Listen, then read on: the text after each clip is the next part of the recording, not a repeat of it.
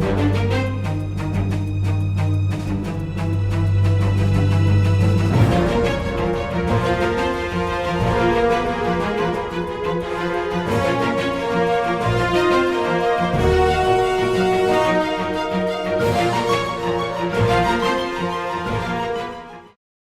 nerds, and welcome to Supergirl, Theories and Conspiracies.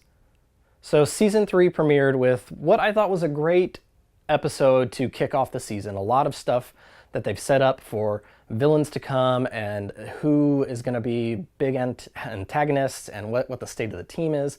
A lot of just great stuff here. But first, Supergirl is still dealing with the grief. It's about 6 months later from the Daxamite invasion. The city's doing very well thanks to the efforts of Supergirl and all those business leaders, but she's still suffering with the grief because she doesn't know if she killed Mon-El, which it was the hard call, but it was the right call.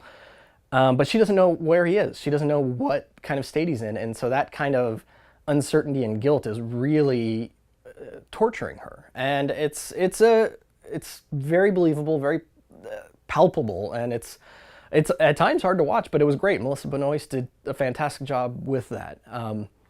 The rest of the team, on the other hand, they are looking great. The bonding, that kind of the joking they have is really solid. At one point early in the episode when they're like, oh, Kara's all dark and moody, that's Alex's job, and they poking fun at her. That was fantastic. The relationship between Alex and John at the very end, where she asks him to walk him down the aisle for the biggest, gayest wedding that National City's ever had, that relationship, and it felt natural because of how well they've done growing that dynamic. So I appreciated that. I thought it was done really well.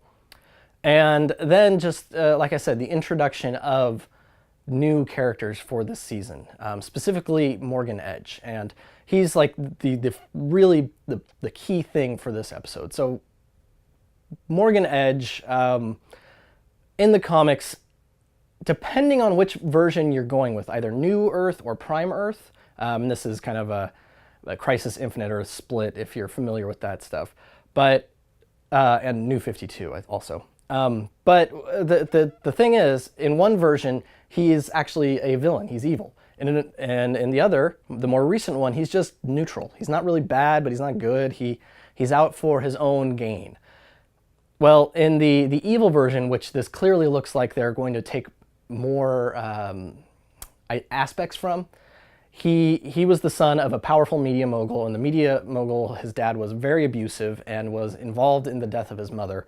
And it really, really hurt Morgan. And he was outside, kind of cursing his father's name when lightning struck the ground and the image of Darkseid appeared. And Darkseid basically helped groom him, get him power, get him influence, and then helped him set up Intergang. And Intergang is a very widely known gang of high-tech using thieves and underworld kind of crime organization, and Morgan Edge is the one responsible for it. So that is going to be a huge part of this. We're going to see a lot of Lex Luthor aspects coming out of Morgan.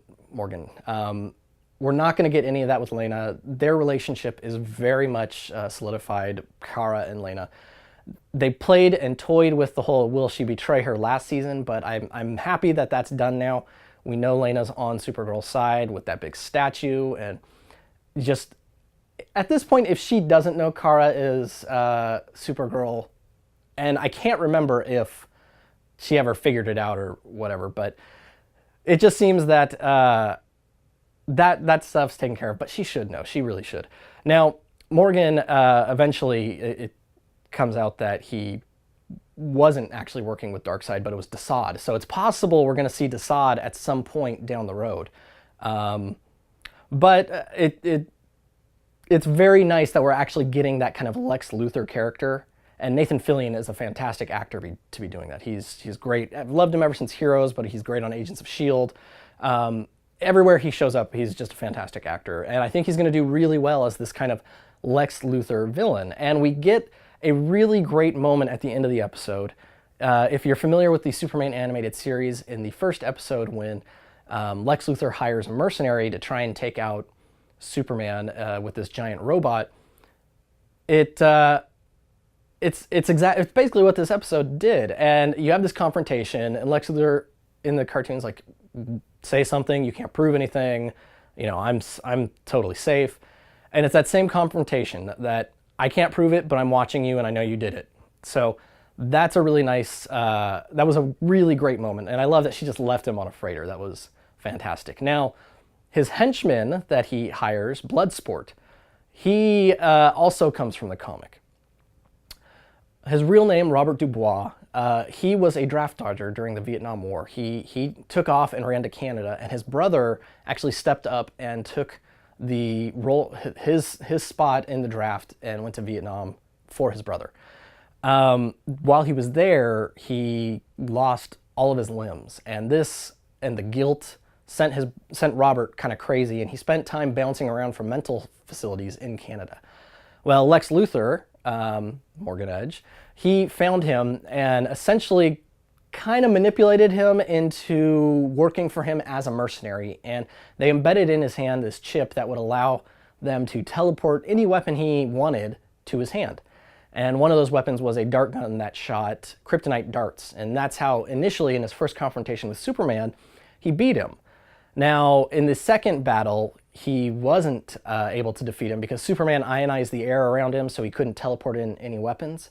And then Jimmy, yes, Jimmy, the useless Jimmy, he actually brought Robert's brother, and Robert, seeing his brother there, the guilt pushed him over the edge and he couldn't continue, and that's how Superman won. But he's a minor character. He doesn't really have anything after that, but I do think it's possible we will see more from him because he's just captured, and it's very possible that Morgan Edge isn't done using him because they did have a very kind of close working relationship. So that was a very, very cool thing. Now, the last thing this episode did is it teased if Morgan Edge was the kind of intellectual villain, then it teased the physically intimidating, powerful villain in Reign.